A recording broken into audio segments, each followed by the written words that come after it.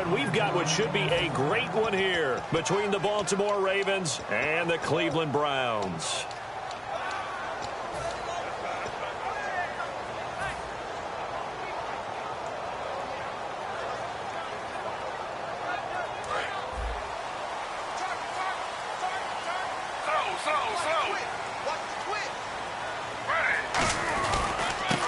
Now a handoff here to his running back. 2 yards on the pickup there. It'll be 2nd and 8. Let's meet the offensive starters, and let's discuss Corey Coleman, first wide receiver drafted out of last year's class. And there was a reason for that. When you watched his tape, when you watched his games, you saw his explosiveness and ability to play the ball in the air downfield. Don't get hung up on the fact he only ran 4 routes at Baylor. Just coach him up and turn him loose. And he goes in motion here in the backfield. On 2nd down, Griffin. He'll try and set up the screen. It's complete. And right away, he lost the football. Wow, that ball gets knocked free, but a teammate comes along and scoops it up. It's almost like baseball. Guys at bat, people are on base in scoring position. One guy doesn't get him home. The next guy comes through and picks him up. And avoids the turnover. An early tough test on the opening drive. This is 3rd and 8.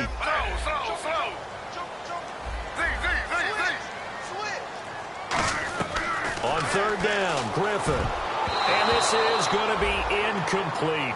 The goal of anyone running a curl route is to make sure you try and get defenders on your back and shield them away from the football.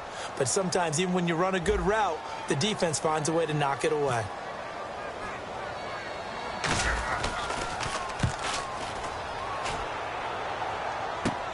Taking it about the 36.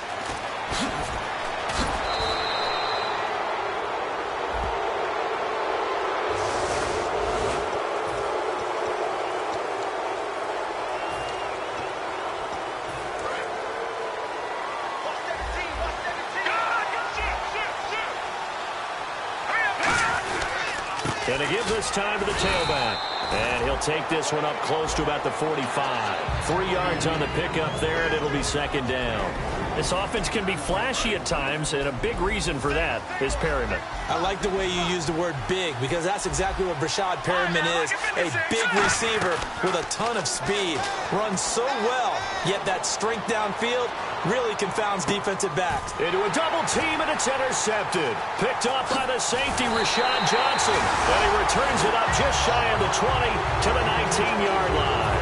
And now Cleveland geared up to take the field. And last time they were very fortunate, this offense. They went for it on 4, turned it over in their own territory, but the other guys held up. They didn't give up any points. So how about the guy with the #1 headset on the sidelines, the head coach? That was planned going into it, not necessarily to not get the first down or to have the defense have to hold But he up. trusted his defense. Trusted his defense very much, and I think that's how he's going to play this game. Go for it, be aggressive, because I've got the wild bunch backing me up over here on my own sideline. Now we'll see what his offense can do. On 2nd down, here's Griffin. He's going to flip that out to the flat. It's complete. They'll wind up losing 3, and now it's 3rd down. A pass for negative yardage, obviously no good. Maybe he shouldn't have thrown it, or maybe he shouldn't have caught it. And I think we were seeing it at the same time, weren't we? Maybe you let that one go, right? Because you can see the lost yardage about to develop. But that goes against every instinct of a receiver. They're taught to catch everything. So it's really hard to be mad at him and yell at him for trying to make that play. Josh Gordon, the intended receiver. And now it's 4th down. The Browns send out their punter now, as he's on to punt for the first time this afternoon.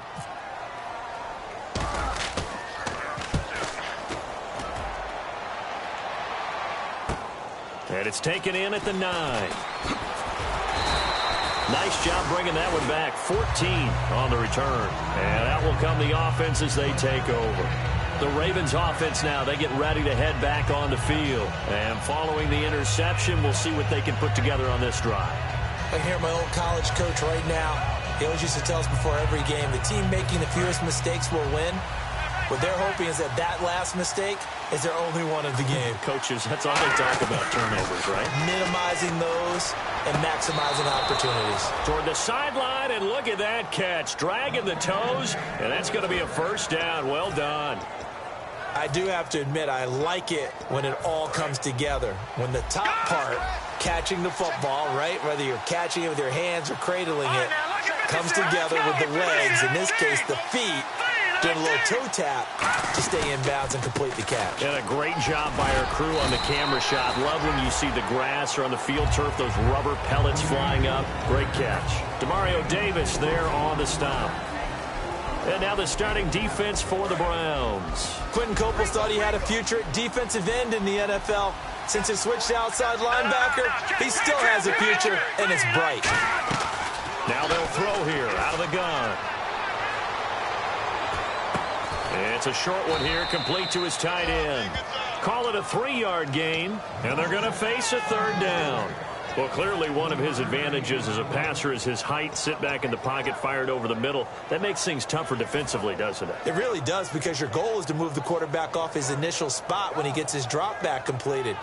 But when you have that type of height, he can stay in there if he's willing to take the hits and just fire over the top, which saves him time and actually completes a play a little bit quicker than it normally does for a quarterback who has to slide and find open space to throw. And he finds a man on the crossing route. And he's taken down at the 43, but not before picking up the first. So the offense has it 1st and 10. I don't care how many times we see it. I still get a kick out of watching quarterbacks and receivers do the pass tree in pregame warm-up. But I always remember that when we go to practice. Got a man, it's caught at the 6-yard line. And he'll take it into the end zone for a Ravens touchdown. Brashad Perriman with touchdown number 7 on the year. And the Ravens have taken the early lead. And this one through the uprights and good.